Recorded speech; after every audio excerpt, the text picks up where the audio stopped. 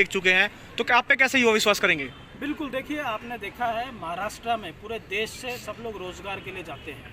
आज महाराष्ट्र को महाराष्ट्र बनाने में शरद पवार साहब का एक बड़ा योगदान है। आज उसी मॉडल की हम बात करेंगे और हम ये चाहेंगे कि इस बार सारे पार्टियों को देखने के बाद राष्ट्रवादी कांग्रेस पार्टी पे एक बार भरोसा करके देखना चाहिए। और मुझे पूरा भरोसा है कि इस देश में एक बड़ा नेतृत्व पवार साहब के रूप में होगा, जिसको सभी लोग, चाहे वो युवा हो, विद्यार्थी हो, महिला हो, किसान हो, सब लोग उनकी नीतियों पे भरोसा करते हैं।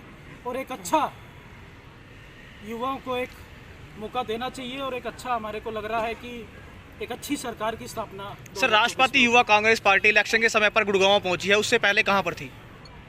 देखिए, हम लोग महाराष्ट्र से लेके, केरला से लेके, लक्षद्वीप से लेके इस देश की तीसरी सबसे बड़ी पार्टियों में से राष्ट्रवादी कांग्रेस पार्टी एक आती है। एक सेक्युलर विचारधारा से, देश को ना बांटने वाली एक विचारधारा, देश की एकता, अखंडता की बात करने वाली एक विचारधारा के साथ में हम लोग चल रहे हैं। और मुझे लगता है जिस प्रकार से हमारे पास 7-8 राज्यों में हमारे विधायक भी हैं और 2024 तक पहुँचते पहुँचते हम देश की एक सबसे बड़ा संगठन बन के उभरेंगे और पूरा देश पवार साहब की विचारधारा पे, नीतियों पे भरोसा करके उनको नेतृत्व सौंपने की बात करें। Thank you sir.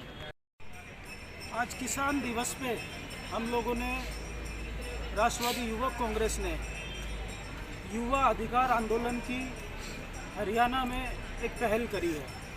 हम सब लोगों ने देखा जिस तरीके से किसानों ने अपने अधिकार के लिए लड़ के पूरे साल भर इस गूंगी बहरी सरकार से लड़ने का काम किया और लड़ के अपने अधिकार के लिए अपना अधिकार छीन के लिया।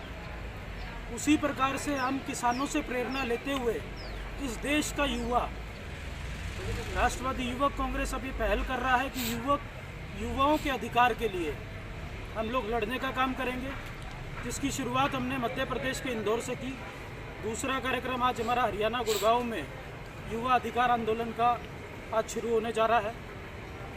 हम सब लोग युवाओं के अधिकार के लिए बात कर रहे हैं। जिस तरीके से 2014 में, 2019 में ये केंद्र की सरकार, प्रदेश की सरकार बड़े बड़े घोषणाएं, बड़े बड़े वादे करके आए, युवाओं को रोजगार देने का काम करेंगे, एक अच्छा जीवन देने का काम करेंगे, युवाओं की बेहतरी के लिए इन्होंने कहा था कि हम बड़ी बड़ी पॉलिसीज़ लेके आएंगे, लेकिन स्थिति बद से बदतर होती चली जा रही है। पूरा देश देख रहा है कि युवा निराशा की तरफ पहुंचता जा रहा है। ना उनके पास रोजगार है, ना उनके पास अच्छी पढ़ाई होने के बाद एक उचित, सम्मानजनक उनके पास कोई भी कार्य करने के लिए है। IIT करने के बाद, डॉक्टर बनने के बाद, महंगी महंगी पढ़ाई करने के बावजूद भी आज युवा को, किसी को गार्ड की नौकरी करनी पड़ रही है, किसी को वेटर की नौकरी करनी पड़ रही है। और ये केंद्र सरकार बुरी तरीके से विफल है युवाओं को एक सही दिशा देने के लिए। काम सिर्फ और सिर्फ क्या किया जा रहा है, पूरे देश के युवाओं को जात पात और धर्म के नाम पे सिर्फ लड़ाने का काम हो रहा है। युवा को गलत दिशा में देके ये सिर्फ और सिर्फ अपनी राजनीति रोटियां सेकने का काम कर रहे हैं। राष्ट्रवादी युवक कांग्रेस माननीय पवार साहब की विचारधारा पे चलते हुए हम युवाओं के हक के लिए अब इस लड़ाई को एक बड़ा दिशा देंगे। जिस प्रकार से किसानों ने इस लड़ाई को अंजाम दिया, उसी प्रकार से अब राष्ट्रवादी युवक कांग्रेस पूरे देश में सड़कों पे उतर के अब इस लड़ाई का आगाज़ हो चुका है।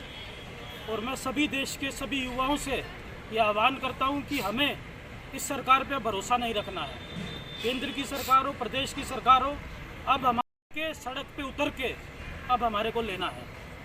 माननीय पवार साहब की विचारधारा और नीतियों पे चल के हमें एक ऐसा देश की हम सोच रखते हैं कि जहाँ पे आपस में लड़ाई ना हो, आपस में एक भाईचारा हो, अमन हो, शांति हो। युवाओं के लिए जिस प्रकार से महाराष्ट्र में काम हुआ है, रोजगार के मौके दिए हैं, बड़े बड़े एजुकेशन इंस्टीट्यूट दिए हैं, बड़े बड़े इस तरीके से कुछ चीज़ें हुई है कि युवाओं को आज वहाँ पे सही अवसर प्राप्त हो रहे हैं। उसी के तर्ज पे हम देश में, हम हरियाणा में राष्ट्रवादी कांग्रेस पार्टी से लोगों को जोड़ेंगे, माननीय पवार साहब की विचारधारा के साथ में युवाओं को जोड़ेंगे। हमें लगता है कि आज इस देश में बड़े बड़े रोज़गार देने के लिए इंडस्ट्रीज़ की सेटअप होनी चाहिए, IT की सेटअप होनी चाहिए, जो पिछले 7 सालों में कहीं पे भी हमने नहीं देखा है। आज प्रधानमंत्री जी के 14,000 करोड़ के घर की ज़रूरत नहीं है, आज हमें हॉस्पिटल्स की ज़रूरत है। कोविड के काल में हमने देखा हर घर से किसी ने अपने आप को किसी को खोया है। ऐसे समय में मैं पूछता हूँ कि हमें बड़े बड़े घरों की ज़रूरत है या बड़े बड़े हॉस्पिटल्स की ज़रूरत है। खट्टर सरकार से मैं पूछना चाहता हूँ, माननीय मुख्यमंत्री जी से, कि हमें रोज़गार के अवसर की ज़रूरत है या हमें बड़े बड़े पुतलों की आज हमें मंदिर मस्जिद के नाम पे हमें बांटा जा रहा है। हमें अच्छे कॉलेजेस की ज़रूरत है, हमें अच्छे अस्पतालों की ज़रूरत है, ताकि इस कोविड काल में हमारे घर से कोई भी बीमार हो तो उसका अच्छा स्वास्थ्य मिल सके। सर, हर पार्टी ये दावा करती है पर टाइम पूरा होने के बाद छोड़कर निकल जाती है, तो लोग कैसे ही वो विश्वास करेंगे? हम उसी के लिए आज यहाँ पे हैं, उसी दावों के लिए। आज जिस तरीके से बड़े बड़े वादे हुए, लेकिन वो वादे सारे के सारे झूठे निकले। आज दूसरा टर्म है केंद्र सरकार का और प्रदेश का, लेकिन कहीं पे भी ये वादे पूरे नहीं होते जा रहे हैं। ये युवाओं के साथ, ये प्रदेश की जनता के साथ, ये देश की जनता के साथ ये विश्वास युवा आप पर कैसे भरोसा करेंगे सर?